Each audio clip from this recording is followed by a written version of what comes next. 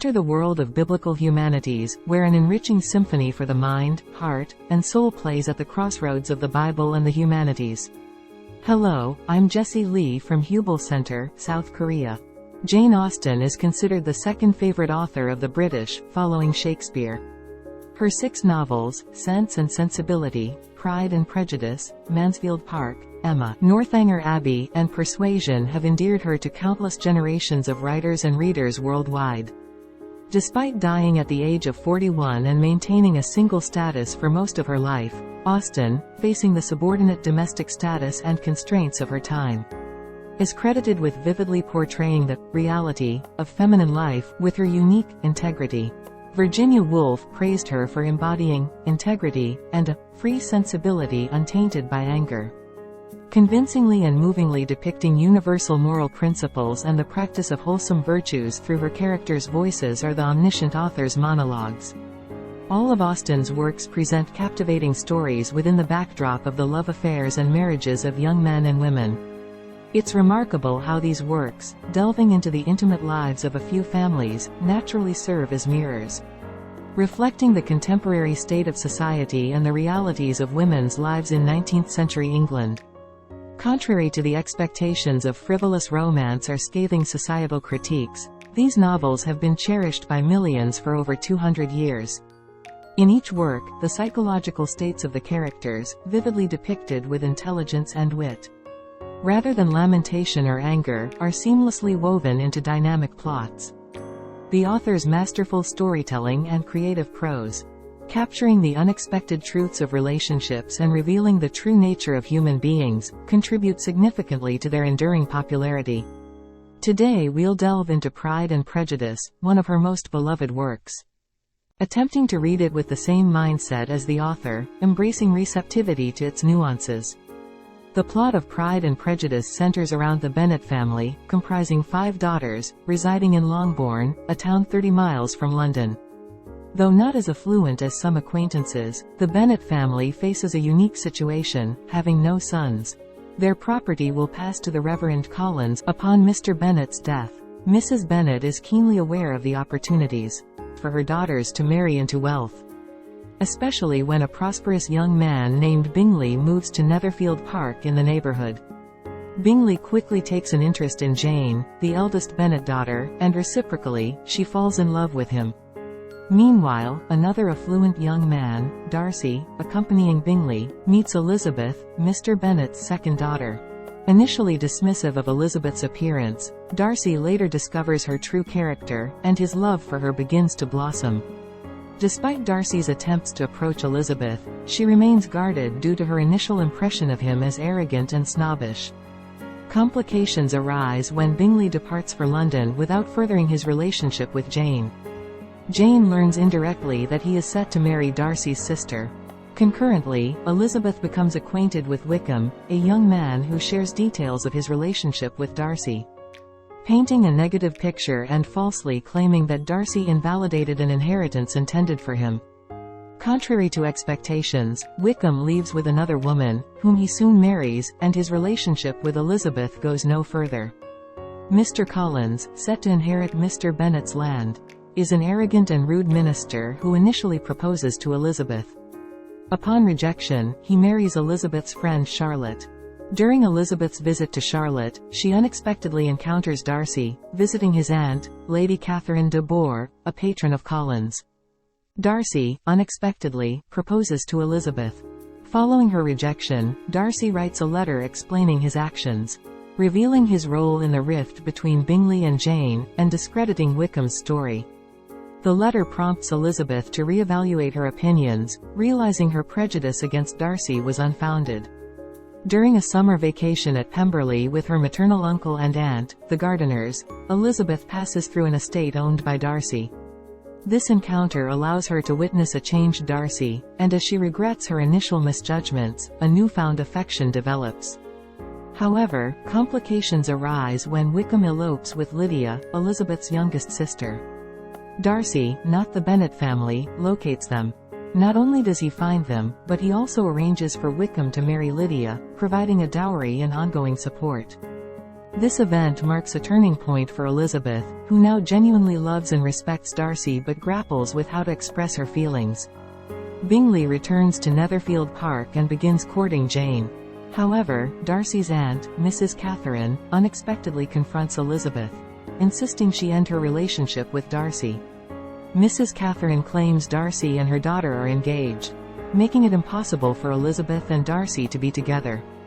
Elizabeth, determined to assert her will against Mrs. Catherine's wishes, sends her away. Darcy, upon hearing of this, realizes Elizabeth's true feelings. He returns to propose, and Jane and Elizabeth marry on the same day. Now, let me delve into Darcy's pride and Elizabeth's prejudice in this novel. In Pride and Prejudice, Jane Austen's portrayals of the mental states of her diverse characters captivate readers. The genius lies in her use of engaging, original prose and vivid language to convey intentions. It's profoundly moving to witness the underlying arrogance, desires, and expectations of human beings on one hand, and the prejudices, preconceptions, and arrogance of human beings on the other, revealed through various situations. The title of this novel stems from Darcy's arrogant attitude in his relationships with Elizabeth and others throughout the novel, and Elizabeth's prejudice in judging and condemning him and others based on superficial observations and information. An instance of Darcy's worldview is seen in his description of a cultured woman. When Bingley suggests skills like drawing and embroidering, and his sister adds music, singing, dancing, and proficiency in a foreign language, Darcy emphasizes improving the mind through extensive reading. This sparks a clash between Darcy and Elizabeth. She deems the criteria too rigid, noting she's never met a woman meeting them, while Darcy arrogantly dismisses all women as uneducated except for a handful in his own family. However, this Darcy acknowledges that meeting Elizabeth transformed him as follows. Quote, "What did you say of me? That I did not deserve. For, though your accusations were ill-founded, formed on mistaken premises, my behavior to you at the time had merited the severest reproof. It was unpardonable. I cannot think of it without abhorrence. I cannot be so easily reconciled to myself. The recollection of what I then said, of my conduct, my manners, my expressions during the whole of it, is now, and has been many months, inexpressibly painful to me. Your reproof, so well applied, I shall never forget, had you behaved in a more gentlemanlike manner. Those were your words. You know not, you can scarcely conceive, how they have tortured me, though it was some time, I confess, before I was reasonable enough to allow their justice." Unquote. This confession would not have been possible if Darcy had not undergone a transformation. Elizabeth's criticism, though prejudicial, served as the catalyst for him to reflect on his own behavior. As he contemplated his unforgivably arrogant actions, it becomes evident that he started to develop discernment, leading to a decisive conversion of character. In Elizabeth's case, when she first encountered Darcy or Wickham, she harbored prejudices about each of them. She had branded Darcy as arrogant and dismissive of others, while Wickham was perceived as polite and considerate.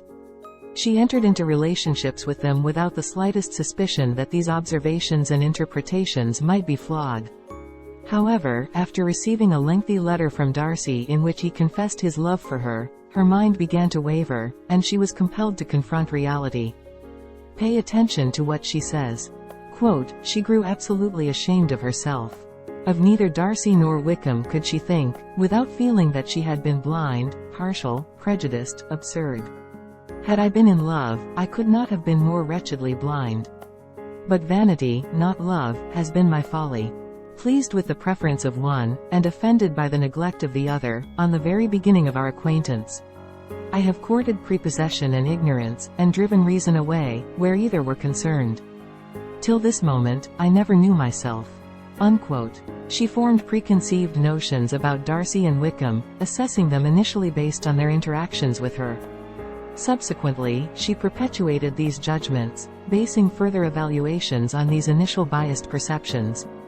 Only after a considerable amount of time did she recognize her own shortcomings, realizing that her assessments were driven more by emotional reactions than reasoned judgment. Upon regaining a more rational perspective and objectively observing Darcy, she found herself better equipped to communicate to Wickham that she now had a more nuanced understanding of Darcy. She ends up saying as follows, Quote, "When I said that he improved on acquaintance, I did not mean that either his mind or manners were in a state of improvement, but that from knowing him better, his disposition was better understood." Unquote. Moreover, as the narrative unfolds, she started experiencing not only a growing sense of respect and admiration, but also a profound gratitude for still harboring love towards her, who had initially treated him with such rudeness and prejudiced eyes. Quote, "But above all, above respect and esteem, there was a motive within her of goodwill which could not be overlooked. It was gratitude. Gratitude, not merely for having once loved her, but for loving her still well enough to forgive all the petulance and acrimony of her manner in rejecting him, and all the unjust accusations accompanying her rejection." Such a change in a man of so much pride, excited not only astonishment but gratitude for to love, ardent love, it must be attributed, and as such, its impression on her was of a sort to be encouraged, as by no means unpleasing, though it could not be exactly defined. She respected, she esteemed, she was grateful to him, she felt a real interest in his welfare. Unquote. Subsequently, upon receiving a letter from her aunt revealing that it was Darcy who rescued Lydia in her time of need, Elizabeth reaches a moment of repentance for her previous conduct towards him as follows. Quote, "It was painful, exceedingly painful, to know that they were under obligations to a person who could never receive a return. They owed the restoration of Lydia, her character, everything to him. Oh, how heartily did she grieve over every ungracious sensation she had ever encouraged, every saucy speech she had ever directed towards him. For herself she was humbled, but she was proud of him. Proud that in a cause of compassion and honor, he had been able to get the better of himself." Unquote. However, her perception of Wickham takes a contrasting turn compared to her understanding of Darcy.